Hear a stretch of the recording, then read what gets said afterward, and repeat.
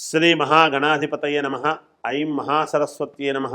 శ్రీ లలితాంబికాదేవ్యే నమః. స్వస్తి శ్రీ పరాభవనామ సంవత్సర ఉగాది పండుగ పంచాంగ శ్రవణము అంటే మేము చేసేది పఠనం, మీరు వింటూ ఉండేటువంటిది శ్రవణం అని దీని యొక్క విధానం. ఈ ఉగాది పండుగ ఈసారి పరాభవ అనేటువంటి నామధేయంతో వస్తూ ఉన్నది. మనము గత సంవత్సరము విశ్వావసు అనేటువంటిది అయిపోయి పరాభవ అనేటువంటి నామధేయంతో, అంటే పరాభవం ఈ పేరులోనే కొంచెము పరాభవం అనేటువంటిది ఉంది అని అందరూ కూడా ఆలోచన చేస్తూ ఉన్నారు. అది వాస్తవమే. ఎంతో కొంతమందికి ఈ సంవత్సరము కాస్త పరాభవం అనేటువంటిది ఉండవచ్చును. అంత మాత్రాననే మనము పేరు అలా ఉంది కాబట్టి అందరూ పరాభవింపబడతారు అనేటువంటిది ఏమీ కాదు. కనుక ఎవ్వరూ ఆందోళన చెందవలసినటువంటి అవసరము అగత్యము ఏమీ లేదు అనేటువంటిది ముఖ్యముగా తెలియచేయటం. రాక్షసనామ సంవత్సరము అని ఉంటుంది. ప్రభవ విభవ వీటిల్లో అందరూ రాక్షసులం అయిపోతామా? కాదు కదా. అందువల్ల ఆనందనామ సంవత్సరం అంటే అందరూ సంతోషంగానే ఉంటారు, ఇంకా బాధలు ఉండవు అని కాదు. కాబట్టి ఈ సంవత్సరము పరాభవ నామ సంవత్సరము. ఏదో పేరు అలా ఉంటుంది కానీ ఎవ్వరూ ఎక్కడ ఆందోళన చెందాల్సినటువంటి అవసరము ఏమీ లేదు అనేటువంటిది ఒకటైతే, ఇక ఈ సంవత్సరము రాజు గురువు అయినాడు. గురుగ్రహం అంటే గురు భగవానుడు రాజు అయినాడు. కుజుడు మంత్రి, చంద్రుడు సైన్యాధిపతి, గురుడు సస్యాధిపతి, బుధుడు ధాన్యాధిపతి, చంద్రుడు అర్ఘ్యాధిపతి మేఘాధిపతి, రవి రసాధిపతి, శుక్రుడు నీరసాధిపతి అయినాడు. ఇక్కడ విశేషము అనేటువంటిది ఒకటి చెప్పుకోవాలి. ఎందుకంటే గురువు రాజవడం అనేటువంటి దాని వలన ఏమిటి అంటే, గురుగ్రహము గనక ఎవరి జాతకాల్లో అయితే అద్భుతముగా ఉంటుందో, యోగవంతముగా ఉంటుందో, అద్భుతముగా వాళ్ళ యొక్క జాతకము మహాద్భుతముగా ఉండబోతుంది అని ఒకటి మనం అర్థం చేసుకోవాలి. ఇంకొకటి కుజుడు మంత్రి. కుజగ్రహం ఎప్పుడైతే మంత్రి అయినాడో మంత్రాంగము అనేటువంటిది వింటూ ఉంటాం మనం. అంటే భూముల యందు కానీ, ధనము యందు కానీ, కుటుంబము యందు కానీ, వివాహ కళ్యాణాలు ఇవన్నీ వీటి శుభకార్యాల యందు కానీ, అలాగే కోర్టు వ్యవహారాల యందు కానీ, రక్షక భటులు పోలీసు వ్యవస్థ యందు కానీ చాలా తెలివిగా ఆలోచనలు చేసేటువంటి విధానము ఉంటుంది. అలాగే మళ్ళీ గురుడు సస్యాధిపతి, బుధుడు ధాన్యాధిపతి, చంద్రుడు మేఘాధిపతి అన్నాడు. చంద్రుడు మేఘాధిపతి అయినటువంటి దాని వలన పంటలు చాలా సజావుగా సస్యశ్యామలముగా పండే అవకాశము ఉన్నది అనేటువంటిది మనం అర్థం చేసుకోవాలి. ఎందుకు? మనఃకారకుడైనటువంటి చంద్రుడు మేఘాధిపతి, అర్ఘ్యాధిపతి అయినటువంటి దాని వలన రైతులందరూ కూడా మానసిక సంతోషముతో ఉండటానికి మేలు జరుగుతుంది అనేది అర్థము చేసుకోవాలి. ఇక నవనాయకులలో 7 ఆధిపత్యము శుభగ్రహాలు ఉన్నాయి, 2 పాపగ్రహాలు మాత్రమే ఉన్నాయి. ఇక్కడే తెలుస్తూ ఉన్నది ఈ సంవత్సరము అద్భుతమైనటువంటి యోగము ఎలా ఉండబోతుంది అనేటువంటిది. 9 గ్రహాలలో నవనాయకులలో 7 ఆధిపత్యము శుభగ్రహాలు ఉన్నాయి.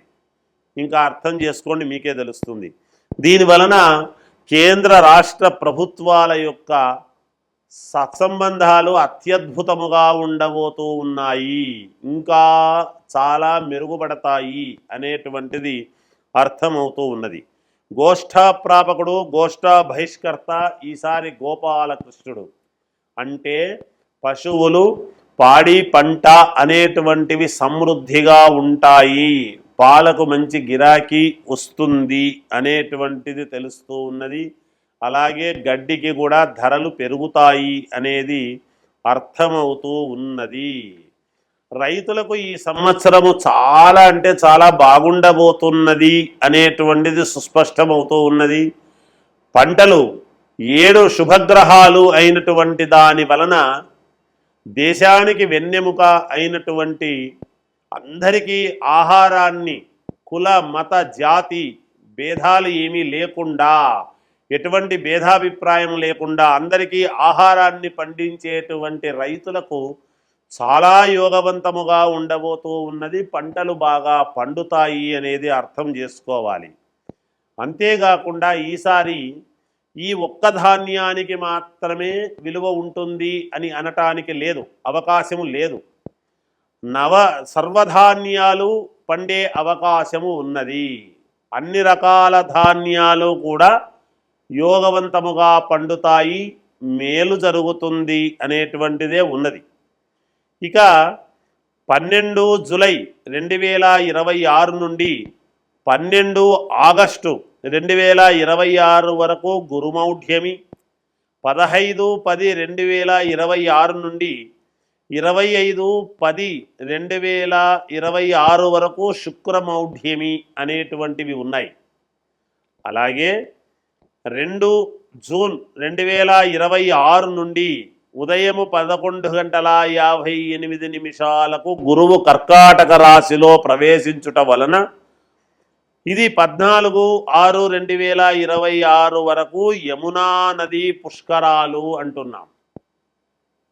యమునా నది అంటే ఎంతో మహోన్నతమైనటువంటిది అనేది అర్థం చేసుకోవాలి. ఎందుకు?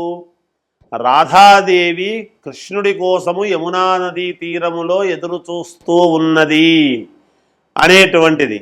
అటువంటి యమునా నదిలో గనక మనము ఎప్పుడైతే మనము ఈ పుష్కర సమయములో స్నానము చేసినామో భార్యాభర్తల గొడవలు కానీ, ప్రేమికుల యొక్క ఇద్దరి మధ్య ఉండేటువంటి ఆ అరమరికలు కానీ, అలాగే తల్లి కొడుకు, తండ్రి కొడుకు, అలాగే భార్యాభర్తల యొక్క ఇది అలా అందరికీ కూడా ప్రేమలు పెరుగుతాయి. రాధాదేవి యొక్క ప్రేమ కృష్ణుడి మీద ఎలా ఉంటుంది? అది స్వచ్ఛమైనటువంటి ప్రేమ. రాధాకృష్ణుల యొక్క ప్రేమ అత్యద్భుతమైనటువంటి ప్రేమ.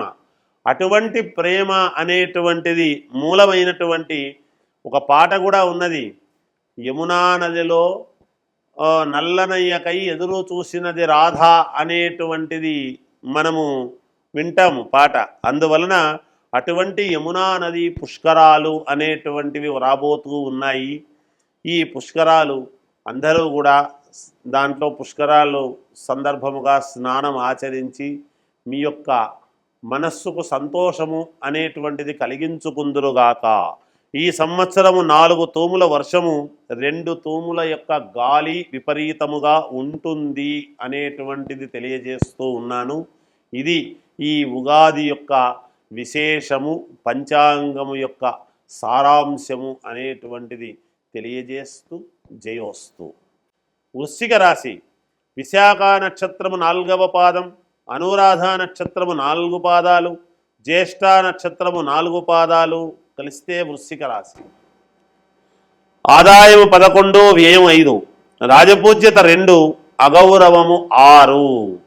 వృశ్చిక రాశి వాళ్లకు చాలా యోగదాయకముగా ఉన్నది. అయితే ఇక్కడ ఒక చిన్న ఇది గమనించాలి. వృశ్చిక రాశి వాళ్లకు కోపము అనేటువంటిది ఉంటుంది. ఆ కోపాన్ని తగ్గించుకుంటే అన్ని విజయాలే కలుగుతాయి మీకు. రాస్యాధిపతి కుజుడు గనక మంచి చోట ఉన్నాడు అంటే మీకు మంచి తెలివితేటలతో అన్ని పనులు మీరే చేసుకోగలుగుతారుగాక. మీ జాతకములో అనుకూలవంతమైనటువంటి చోట ఉంటే అత్యద్భుతమైనటువంటి యోగాలు ఉంటాయి ఈ వృశ్చిక రాశి వాళ్లకు. ఎక్కడైనా చెడు చోట ఉంటే అంటే అనానుకూలమైనటువంటి గ్రహాలతో కలిసిన అనానుకూలతతో ఉండేటువంటి స్థానములో ఉండిన కుజుడు వ్యతిరేక ఫలాలు ఉంటాయి అనేటువంటిది గ్రహించుకోవాలి ఈ రాశి వాళ్ళు. ఎందుకు? మంత్రి అయినాడు కాబట్టి ఈ సంవత్సరం ఈ మంత్రి అనేటువంటిది కుజుడైనటువంటి దానివల్ల ఏమవుతుంది అంటే మీరు ఏది మంత్రాంగము నడిపినా అది మీకు ఎదురు కావటమో లేకపోతే అనుకూలించడమో రెండే ఉండాలి. అలా మీ బుద్ధి పనిచేయాలి అంటే కుజుడు బాగుండాలి. మీకు రాశికి అధిపతి కదా, అందువల్లనే కదా. ఒకటి. రెండవది మీ రాశికి ద్వితీయాధిపతి గురువు అష్టమములో ఉంటాడుగాక. అందువలన కొంచెము జాగ్రత్తలు తీసుకోవాలి అని. ధనలాభం ఉంటుంది, గృహలాభము ఉంటుంది, భూ క్రయ విక్రయాలలో మంచి లాభాలు ఉంటాయి.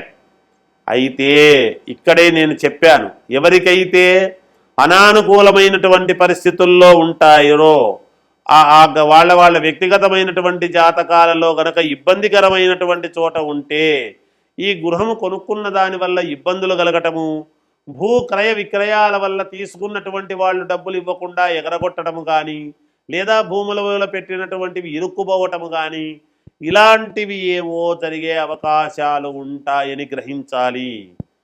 జాగ్రత్తగా మాట్లాడాలి. స్త్రీలతో సమస్యలు వచ్చే అవకాశము ఉన్నది. పోలీసులు, కోర్టు వ్యవహారాలు ఇవన్నీ కూడా ఉండేటివి ఉంటాయి.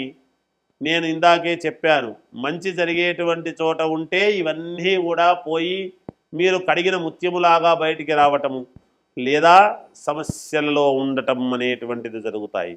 వివాహాలు కావాల్సినటువంటి వాళ్ళు, సంతానము కావాలనుకునేటువంటి వాళ్ళు ఈ సంవత్సరము సుబ్రహ్మణ్యేశ్వర స్వామి యొక్క ఆలయాల దగ్గర విపరీతముగా వెళతారు అనేటువంటిది ఏమాత్రము అతిశయోక్తి లేదు.